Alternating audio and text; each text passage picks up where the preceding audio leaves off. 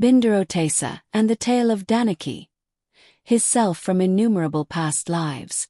The story begins when the Buddha was at Kiweon-jeongsa, the first permanent Buddhist monastery, in Sawi-seong, the kingdom in central India. There was a man named Bindurotasa from the Brahmin caste. His wife was extremely venomous, harsh and furious with a rough and unpleasant appearance. Her eyes were bloodshot, like something raw and wet, like a squeezed raw clam, and she nitpicked everything her husband did. However, the Bindurotasa had no sons, only 7 daughters who were all married. He gave away all his property every time a daughter got married, leaving nothing for himself. After marriage, his daughters and their husbands came one after another, cursing him and taking whatever they could. His rice paddles, fields, forest land, and every bit of property he had. If he refused to give them anything, they turned violent. He lived his whole life in pain and hardship. In the fall of that year, he had crops ready to harvest in the fields, but there was no one to help him. So he borrowed an ox from his neighbor and used it to carry the harvest home. When the work was done and the sun had set, he left the ox at the owner's doorstep. As he was leaving the ox at the door, the owner saw him. After the owner saw it, he quietly went back home without saying a word, but when he later went to bring the ox inside, it had disappeared. So the owner came to the Bindurotasa's place and said, "When you finished your work, you should have brought my ox back. Why didn't you? You saw me when I put the ox in front of your door before. I saw you bring the ox, but you didn't tell me you were done using it. I thought you still needed it, so I just left it outside. What are you talking about now? You should have told me when you finished using my ox. How was I supposed to know if you didn't say anything?" Then he said, "Compensate me for my ox. You saw with your own eyes that I brought the ox to your house. How can you say that?" "I didn't know because you didn't tell me." They each insisted they were right. After the argument, the owner of the ox told him to find it no matter what. He searched its entire village and the surrounding fields for the ox. As he continued his search far and wide, he eventually wandered into a forest. Just then he saw the Buddha sitting there. So when the Brahmin, Bindurotasa, saw how quietly the Buddha was sitting, "I wonder how comfortable Gautama, Gudamsaman, a Buddhist monk, felt sitting there so quietly. He won't suffer from a wicked wife like me, not be troubled by daughters and sons-in-law. He won't have to struggle with farming, and he'll be truly at ease in the human world, free from all worries." That was what he was thinking in his mind. The Buddha already knew what was on Bindurotasa the Brahmin's mind and said, "It's just as you think. I don't live a glorious and luxurious life, nor do I suffer from the hardship of poverty or the extreme pain of life and death." Then the Buddha said, "If you too wish to be free from such suffering, why not enter the Buddhist monastic order and practice the way?" In response, Bindurotasa asked, "Would someone like me be allowed to do so? If you want to cut ties with the mundane world and enter the Buddhist monastic order, how could I possibly refuse?" So driven by the desire to leave his wicked wife, he gave up searching for the ox, didn't return home, and immediately followed the Buddha to become a monk. He became a monk after receiving the precepts, but he thought, "I became a monk too late." So he applied himself diligently day and night, and soon attained arahantship, state of full attainment of arhan. Upon seeing this, Venerable Aaron said, "Bindurotasa the Brahmin became a monk late, yet how did he come to such a great realization of the truth and attain arahantship, state of full attainment of arahan, in such a short time? What past causes led him to be this way?" he asked the Buddha. The Buddha said that, innumerable eons ago, there was a king named Danjong. Because the king followed the Buddha's teachings and ruled the country accordingly, all the people lived in comfort and happiness. At that time, there was a man named Danniki from the Brahmin caste in the country. He was indescribably poor. So, like Bindurotasa during the fall harvest, he couldn't afford to pay the workers, and it was hard for him to do it alone. So he borrowed an ox from someone, and after using it to carry all the harvested crops, he returned the ox by leaving it in front of its owner's house. He left the ox in front of the house without informing the owner and returned home. He returned home, but the owner had seen him leave the ox. However, the ox had wandered off. So the owner told him to find the missing ox, but no matter how hard he searched, he couldn't find it. So the owner of the ox said to him, "Please return my ox as soon as possible." But since he couldn't afford to buy a new one, they went to King Danjong to settle the matter in court. On their way to the trial, a horse ran toward them. It was a horse belonging to the royal palace, but the person in charge of looking after it kept failing to keep it in place. The horse kept escaping, so he shouted, "Catch the horse!" He asked everyone to stop the horse, so I stood in its way, but it kept running away. He was in a hurry, and picked up a stone to stop the horse from running away. He threw it just to scare the horse, but it hit the horse's leg and broke. So the coachman said, "I told you to catch the horse so it wouldn't run away. Who told you to break its leg? Put my horse back the way it was." I didn't do it on purpose. I just did what I thought would help. So I threw a stone to stop it from running. But it accidentally hit its leg, and now it's hurt. I can't it back the way it was, and I don't have the money to pay for it either. You are a bad guy. I have to go to the king for judgment. So the coachman went with them too. They continued on their way and came to a river they had to cross, but they didn't know how deep or shallow it was. Just then a carpenter appeared from the other side. He had rolled up his clothes, was carrying luggage in his hands, and had a chisel to punch holes in the wood, in his mouth. They asked, "Which side of this river is shallow and safe to cross?" The carpenter pointed out with his mouth, "Go that way." But as he opened his mouth just a little, the chisel fell out and plopped into the river. No matter how hard he searched for it, he couldn't find it. So the carpenter said, "Give me back my chisel." But he replied, "You opened your mouth and the chisel fell into the river. Why are you asking me to compensate you?" Then the carpenter said, "Then I'll go to the king for judgment." So he followed them too. Eventually they crossed the river and walked for a while. They became hungry and thirsty, and just then they saw a tavern.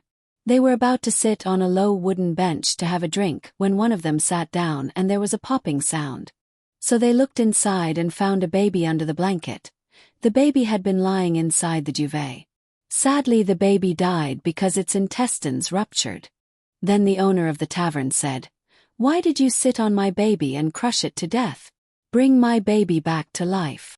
Since he didn't have any money, he couldn't even pay for the damages. How could he possibly bring the baby back to life? So the owner of the tavern said, "I'll go to the king and file a lawsuit so that a guy like you gets punished."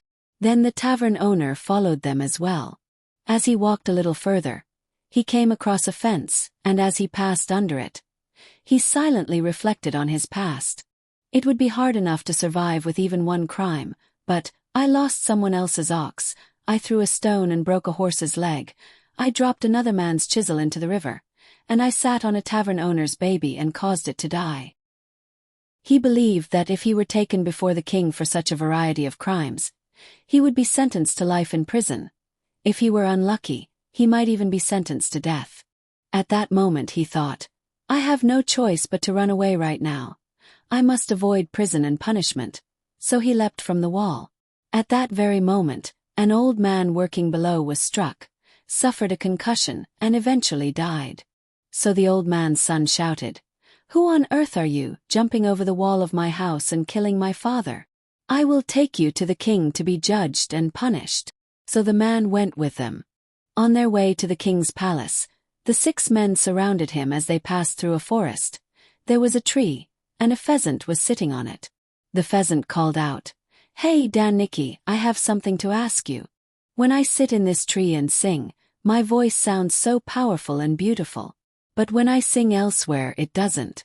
Why does my voice sound so good only when I am sitting in this tree? Now that you are going to the king, please ask him why when you see him." "Got it. I'll go to the king and ask him why. As long as I don't die, I'll come back and tell you." He promised with the pheasant that he would ask the king. After walking for a while and taking a short rest, a viper came out of the woods and asked him, "Where are you going?" And he replied, I'm being taken to the king for 6 crimes. Then the viper said, I have a question that's been bothering me. When you go to the great king, ask him this. What I mean is, in the morning when I came out of my burrow, I feel great, almost like I'm flying. But after crawling around all day, by the time I return in the evening, my body feels swollen and heavy. I can hardly fit back inside. So why is that in the morning when I come out of my burrow, my body feels light and healthy and I move with ease? But when the sun goes down and I try to return, my body feels sore and heavy and I can't get back in. Please ask the king about it. Yeah, I got it. If I come back alive, I'll tell you. So he was taken to the king, and first he was tried for losing an ox. At first the owner of the ox said, This man used my ox and lost it. He never returned it. So please make him give it back. Did you really use someone else's ox and not return it to its owner? The king asked Danniki. It's not like that. After I finished my work, I left the ox in front of the owner's house. And the owner was looking at it, so I just left it there and went home. If the owner hadn't seen it, I would have called him out and said, I put the ox here. But since he saw it, I figured he knew, so just went back. Hearing this, the king declared, Both of you are guilty. Since you saw it with your own eyes, you should have taken responsibility and put the ox in the barn. But instead you ignored it. Your eyes have committed a crime, and for that, El shall have them plucked out. And if you borrowed someone else's ox and used it, you should have thanked him afterwards and said, Thank you, I've returned your ox. But you didn't, so I'll take out your tongue. That was the king's judgment. Then the owner of the ox said, Now that I've heard you, I realize you're right. I won't ask him to return the ox anymore. So please don't punish either of us by plucking out my eyes or his tongue. And so they made peace with each other. Second, he was brought to trial for breaking the horse's leg by throwing a stone. I'll have to pluck out your tongue, since you told him not to let the horse run away. Why did you throw that stone? For that your arm must be broken. You're both guilty, you shall both be punished. After hearing the king's words, the owner of the horse said, I won't ask this man to return the horse, so please don't punish us by cutting out my tongue or breaking his wrist. And so they made peace once again. He was also tried for making the carpenter's chisel fall into the river while they were crossing it. The king said, You asked him for directions. Naturally, a carpenter would be holding a chisel in his hand. So why did he have it in his mouth? So the owner of the chisel said, I won't ask him to return the chisel, so please don't punish us by pulling out my teeth or his tongue. And so the two were reconciled again. This time, the trial began for the crime of sitting on a baby in a tavern and crushing it to death. Your house is a tavern, so customers keep coming and going from morning to evening. You should have laid the baby to sleep in a room with no customers. So why did you lay the baby on the low wooden bench where guests would sit? And when you laid the baby there, you should have laid it down in a way that people could see the baby's head. But why did you wrap it tightly in a blanket? Because of that, you're also at fault. When you sat down there, you should have looked around to see if there was anything there. If there was, you should have put it away before sitting. How could you just sit down without thinking? You're both at fault. The baby has already died, and there is no way to bring it back to life. So until you give birth to another child, take Danniki as your husband. Wouldn't that be like giving the baby back? This was the king's judgment. The owner of the tavern thought it over. If she kept insisting on bringing the baby back to life, she knew she'd end up leaving to marry that good-for-nothing. So she tried to rid herself of the burden. But deep down she feared that if things went wrong, she might end up with an even heavier one. And if she were to take such a poor and useless man as her husband, she thought it would only lead to her own ruin. So she said, Please don't tell me to make that man my husband. I have no intention of asking him to keep insisting on bringing the baby back to life. And with that, the trial came to an end. Finally, in the case of the man who caused an old man to die while jumping over the wall, the old man's son kept insisting that he bring his father back to life. Then the king gave this judgment. Your father has already passed away. How could he possibly bring him back? Make that good-for-nothing your new father. The son, still mourning his father's death, absolutely couldn't accept the man who had killed him as his new father. And so, the case was finally brought to a close. In this way, all the other people who had come to seek justice and retrieve what they had lost, in other words, all the plaintiffs had left, and only Danniki remained before the king. "Why haven't you left?" the king asked. "Because I have something to ask you," Danniki replied. He told the king what he had heard from the pheasant on his way here and asked, "Why does the pheasant sing so beautifully only when it's in a certain tree?" The king told me, "A golden pot is buried under the tree. The sound echoes through the golden pot and spread out, which is why it sounds beautiful." He asked the king, "In the morning when the viper comes out of its burrow, its body feels light and agile. But when the sun goes down and it's about to go back in, its body feels heavy, and it struggles to cross the threshold. Why is that?" "When the viper goes out of the burrow in the morning, its body feels light because it rested well during the night, the toxins were expelled and its fatigue relieved. And during the day, wherever the viper goes, it is chased and bullied by crows and magpies. All the beasts also try to devour the viper. And when some animals tried to harm it, the viper becomes so enraged while fighting them. Because of its anger, its blood pressure rises, and its body becomes swollen, heavy and rough. By the time it returns to its burrow, its body is no longer soft but heavy and stiff. Not only the viper but we humans as well. When we are relaxed and at peace, our minds and blood remain clear, our bodies feel light.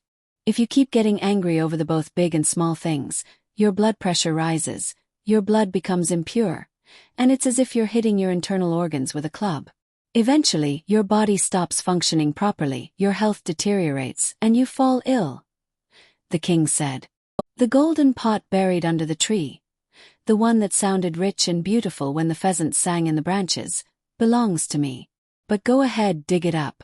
When you find the golden pot, use it to buy some rice paddies, fields and build a new house. And live well," said the king. At that time the king called King Danjong was none other than me, the Buddha Sakyamuni. Once, Bindurotasa, who became a monk later in life after abandoning his vicious wife, daughters and sons-in-law, who to obtained arahantship, state of full attainment of arahant, through practicing the way, was the very same Brahmin named Danniki in the old days. In the old days when I was King Danjong, I saved that person by wisely delivering judgments in the 5 trials. Not only did I help him by revealing the location of the golden pot, but also relieved him of his great suffering in this life. In the end, I enabled him to attain Heitoldo, the path of liberation. The Buddha gave a Dharma talk in this way. All the Sabuddhajung, the 4 groups of Buddhist followers, gathered here, as well as all humans living in this world, are living under various karmic conditions. Whether by receiving pain from others, causing pain to others, or offering kindness. All shaped by the vast and varied causes accumulated over countless, innumerable ages. Even husbands, wives, sons, daughters-in-law and grandchildren may come to you. Sometimes as benefactors, and at other times as enemies. Karmic conditions are created through intention. If you intentionally give grace or cause harm, you'll receive the results knowingly. But if you offer kindness or harm unintentionally, those results will return to you unconsciously. Even if you weren't punished by law, the karmic consequences didn't end there. He should have been severely punished for the 5 grave crimes he committed in his previous life. Fortunately, however, he was spared from legal punishment thanks to the wise judgment of the king, but because of the karma he had created in his previous life, those who were once his debtors were reborn as his wife, daughters, and sons-in-law in this life, and they took away all his possessions until nothing was left. Among them, the worst enemy became his wife. She lived and ate with him under the same roof throughout his life, and day after day, she got on his nerves, complained constantly, and nagged him harshly. You heard a Dharma talk about how even a person burdened with heavy karma could, by great fortune, encounter the Buddha, become a monk, awaken the mind of Borisim, bodhicitta, the mind of enlightenment, and ultimately be liberated from the endless cycle of birth and death through Wakshioldyo, sudden and complete enlightenment.